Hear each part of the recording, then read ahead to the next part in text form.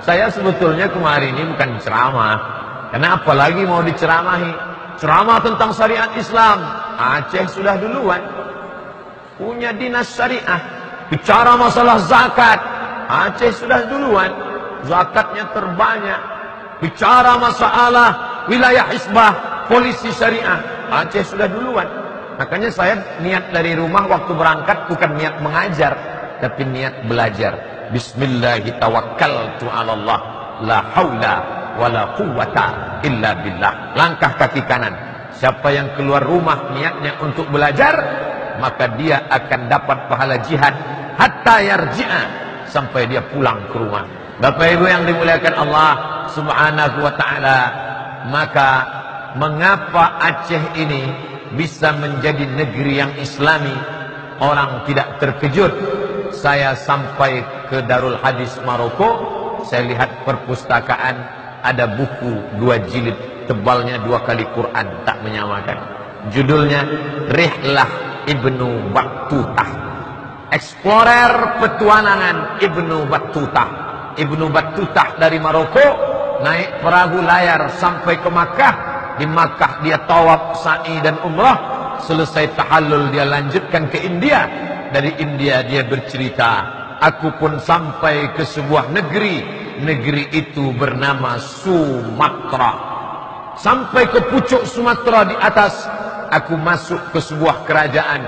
Sultannya memakai jubah, ahli fikihnya memakai jubah. Mereka menunggang gajah, disebutnya di situ. Sultan itu menunggang gajah dan naik kuda. Aku pun diberi jamuan makanan. Ibnu Battutah 7 abad yang lalu sudah sampai ke Aceh, bercerita tentang kerajaan Islam Aceh Samudra Pasai, kerajaan Islam tertua di Nusantara. Oleh sebab itu, kalau ada orang melihat Aceh negeri yang islami, dia tak terkejut.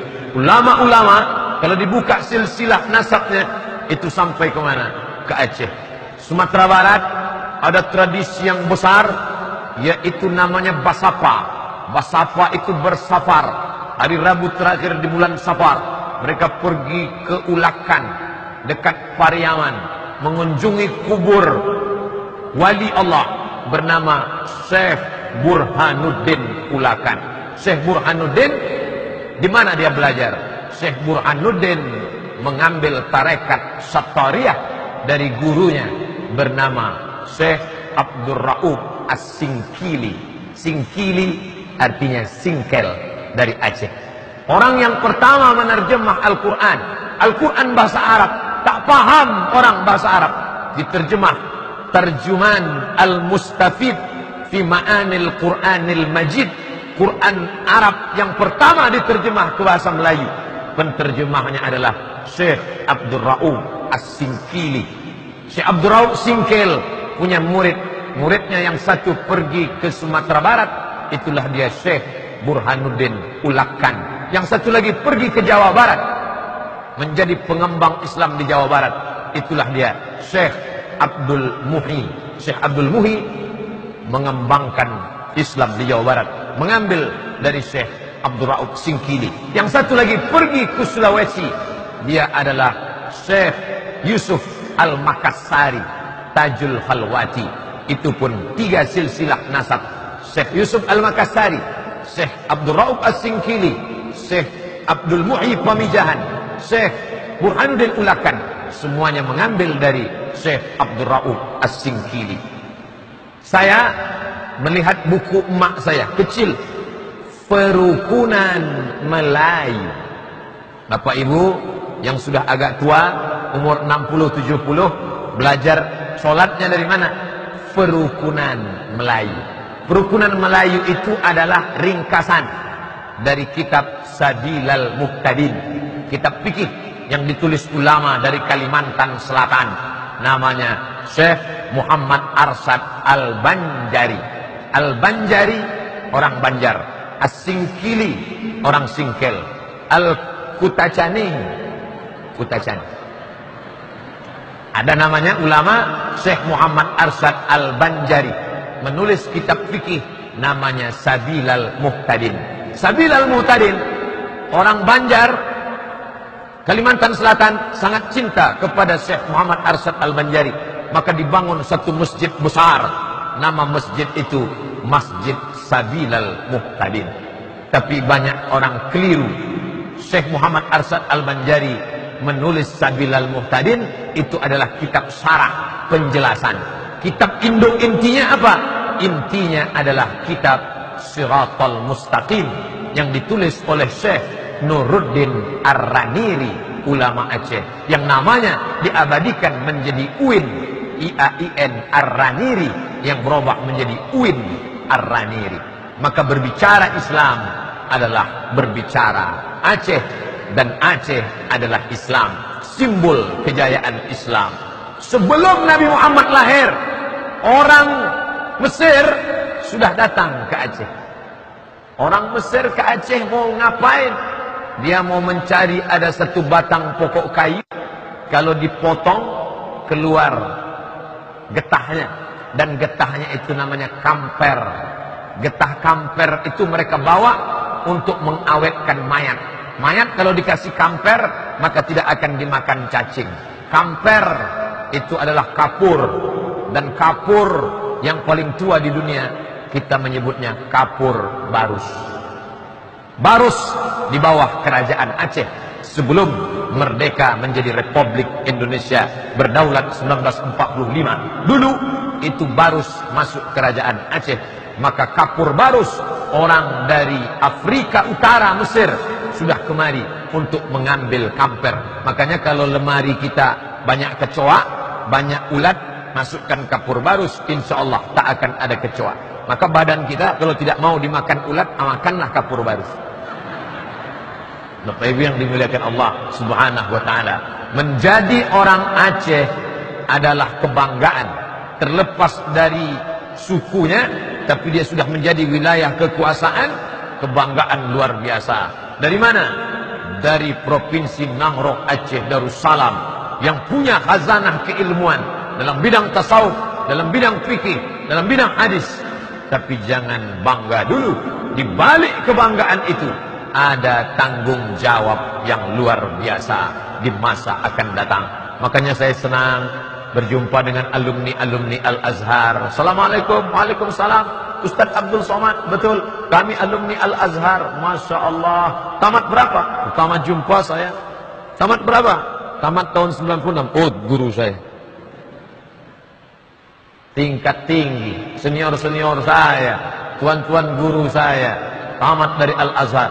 Si Anu sudah punya pondok pesantren di sini, si ini sudah punya pondok pesantren di sini, si ini sudah punya pondok pesantren di sini. Makanya kalau kita kalah dalam politik, kalah dalam ekonomi, jangan sedih, karena dalam pendidikan kita tak boleh pernah kalah. Saya tak tahu di Kutacane, tapi di tempat saya, ibu-ibu kalau nyekolahkan anak ke pesantren, banyak yang nangis. Pulang dari nengok pesantren, matanya berair merah, bengkak. Ibu nangis kenapa, Bu? Sedih, Pak Ustadz. Tadi di pesantren nengok kasur anaknya tipis, di rumah spring bed 2 lapis. Sedih kenapa, Bu? Sedih, Pak Ustadz. Di rumah cabainya dibelah, bijinya dibuang, takut anaknya kepedasan. Di pesantren jangankan bijinya, batangnya di blender. Di rumah ikannya dipanaskan, enak nak. Di pesantren kami dulu, saya dengan kawan-kawan dari Aceh, dari Langsa, dari Biren, dari Loksmawe, termasuk yang saya sebut tadi dari Kutacane. Santrinya berapa waktu kami di pesantren?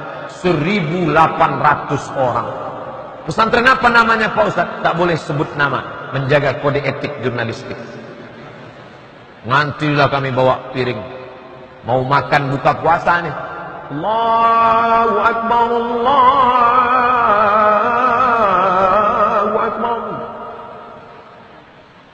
Habis sholat ngantri, pas mau ngambil nasi, azan Isya. 1.800 orang. Masukkan gulainya, saking kan kuatnya, tumpah ke muka gua. Kan? Azan Isya baru berbuka.